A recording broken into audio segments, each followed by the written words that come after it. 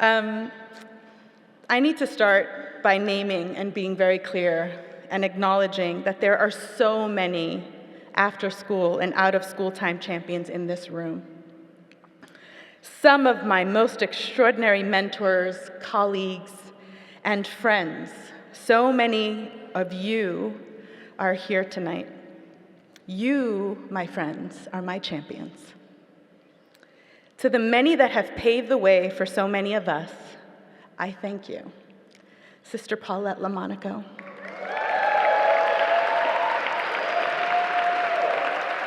Alfonso Wyatt. Michelle Cahill. Dennis Walcott. Lucy Friedman. Esther Fuchs. Fern Kahn. Lori Dean. Rose Harvey. And there's so many more of you here. I can just go on. It's really wonderful to be in community with all of you tonight. As some of my colleagues and I were saying, my friends and I were saying, ooh, we needed this. We needed this. You could not have come in a better time. We are living in crazy times. And what you do every day is as important as ever. Thank you for being the safe spaces, the lifters, and the leaders for our young people. Can we imagine that we are living in a world where in some parts of this country, children cannot look up at the sky for fear of what will fall down on them? And that in this fine country, this great country, children fear going to school or opening the door because they are not sure what's behind it. What are we doing? But you are creating the opportunity for what is possible and for what is needed. You are the inspiration that keeps my audacious optimism of what is possible and alive so well. Thank you. Thank you for what you do. To the board and team at PACE, thank you for this recognition again. But let me say, this actually is a moment that feels like a pay it forward moment for me. So here's what I mean.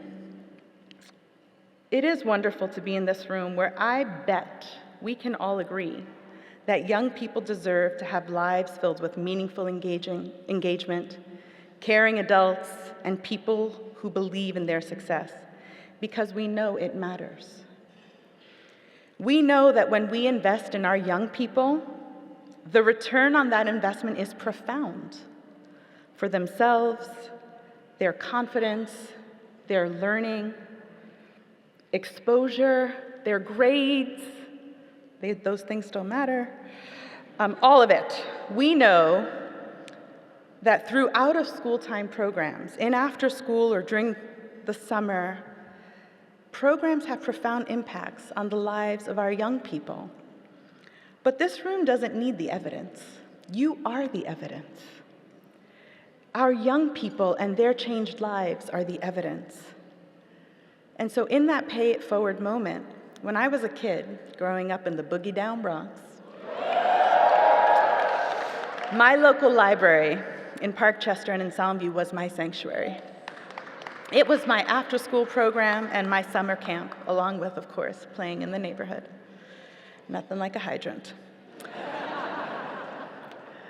Then I went to high school, where caring adults, my teachers, and the educators who were so thoughtful and caring saw something in me, and they introduced me to an after-school program at Albert Einstein College of Medicine. I was a sophomore at Lehman High School, and my math and bio teacher recommended me to the Einstein Enrichment Program, a program that had just started for minority students who excelled in math and science and were interested in pursuing careers in medicine. Now, I can assure you that there are many things I just said in that sentence that are making my husband and my children laugh and wonder, what is she talking about? They're all here, and my eldest is being FaceTimed in from his dorm room in Nashville. So there he is, sweet thing. I love you. I love you so much, dear husband and my boys. You're my everything. But I am telling you, they're like, math and science, Mom? What? I know, it's a long story. And to no surprise, I am not a doctor. But that isn't the point. The point, as so many of you know, is that a caring adult saw something in me that I actually had no idea was there, and introduced me to a world I would have never known but for those amazing teachers and the amazing experiences. So there I went, 3 times a week, after school. We would trek, 6 other kids and me, from Lehman High School to Albert Einstein College of Medicine. We had our own med school IDs. Could you imagine? 15 with a med school ID. I mean, we thought we were it. So every week we would walk into that building, a bit taller, a bit smarter. Over time, my classmates and I felt like we belonged there, that actually we could see ourselves there. We got tutoring from the medical students, we toured Jacobi Hospital, and we were introduced to research and clinical experiences. I opted to go the clinical route, and at the age of 16, I was interning in the labor and delivery unit at Jacobi Hospital, the very place I was born. Now, this was the time when Doogie Howser was the thing. So for many of you in this room, you have no idea what I'm talking about. But for those of you that do, I was a Doogie Howser. Not really. That chapter of my high school years exposed me to opportunities, realities, and things I just never knew, or never knew was even possible, to be honest. I didn't know it existed. It helped me realize that these dreams that I now realized I could have were actually attainable.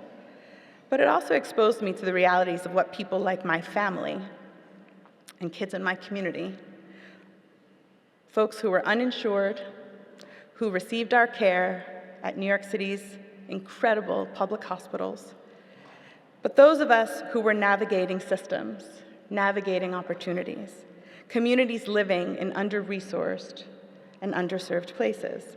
That experience truly gave birth to the advocate in me. And so it began. Maybe that's where the general stuff comes from. It gave me that extra pep in my step to go fight for the things I believed in. I studied harder, I was committed to learning more, and I wanted more for our communities. In a whole new way, my audacious optimism started. Now, I didn't go into medicine, we've established that. But I did choose the path of advocacy and community. And many years later, and through the many jobs that I have had, through summers, college years, and after, I have pledged my life to work for children, families, communities, advocating and focusing on realizing dreams we deserve and that I believe are deeply attainable. My first job out of college in 1995 was with the Arab American Family Support Center. And that kicked off, hey friends, and that kicked off my official role as a youth worker. I started an after-school program for Arab American girls and hosted New York City's first Arab American Youth Conference in 1996. Yep, some of you were born then. Just saying. Well, the journey has been long, and it has been incredible, and it has landed me opportunities and meeting some of the most extraordinary people and mentors, an extraordinary trail of caring adults who continue to see something in me and introduce me to opportunities. Whether it was when I joined one of New York City's most amazing deputy mayors, Dennis Walcott, who is here, and who is today the CEO of the Queens Public Library, or when my current bosses at Bloomberg Philanthropies, but then at City Hall, Mayor Mike Bloomberg, and First Deputy Mayor Patty Harris asked me to serve as the Commissioner of Immigrant Affairs. That commitment to children, families, and communities was once again paramount. The advocate in me, together with my incredible colleagues who are here, focused on what we can do for our communities. For young people and their families, our chapter was during that rich conversation about dreamers, and when the executive order on DACA was introduced, we were tireless in our fight to help young people get whatever they needed to be ready to apply for DACA. What an extraordinary chapter. Well, yeah, We're ready. I'm telling you, someone calls me, we're ready. Well, years later, I was invited to lead the Fresh Air Fund, and that, my friends, was another change in my life moment. I worked alongside some of the most extraordinary professionals committed to young people that I have ever met. They taught me so much about the power of summer, and it sharpened my advocacy in a whole new way. We dreamed the impossible, and we made it happen.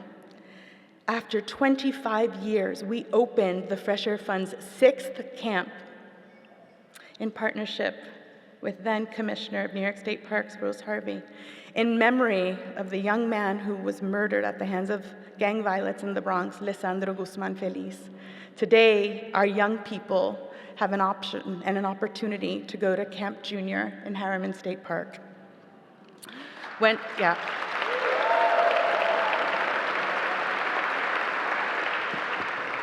And when COVID hit, as we all know, this was a moment and a commitment that our communities needed from all of us in every way, and we know how tired you all were navigating not just your lives, but lives for our communities. But then again, the audacious optimism that my team and I at the Fresh Air Fund relied on, pulled from, resulted in thousands of children and families having access to fresh air amid COVID.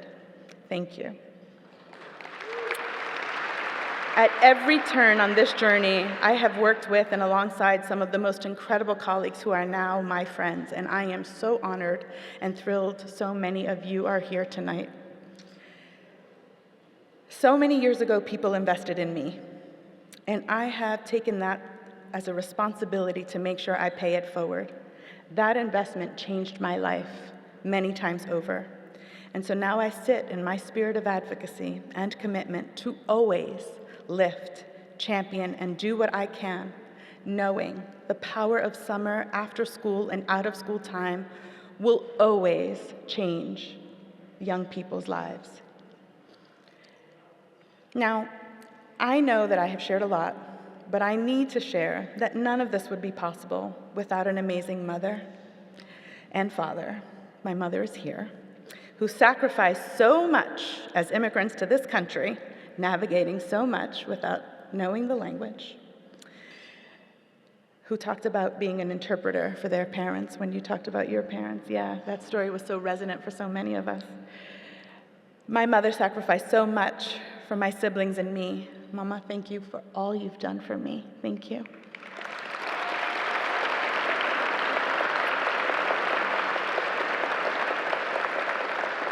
My sisters, I have sisters that I was born, I was gifted because I was born into this family, and then I have sisters that I have been blessed with in my sister crew. Thank you, sisterhood. Thank you, sisterhood. Thank you, sisterhood. You are here, you know who you are. Thank you, sisterhood. I adore you, I treasure you, and even if I don't answer your texts immediately, know that I love you. To my family, my children, my husband, who tolerate me so much, my evenings out, my tirelessness, thank you. I promise you that my commitment to paying it forward is constant and consistent, and that it will be my forever and always. Thank you so much for this recognition.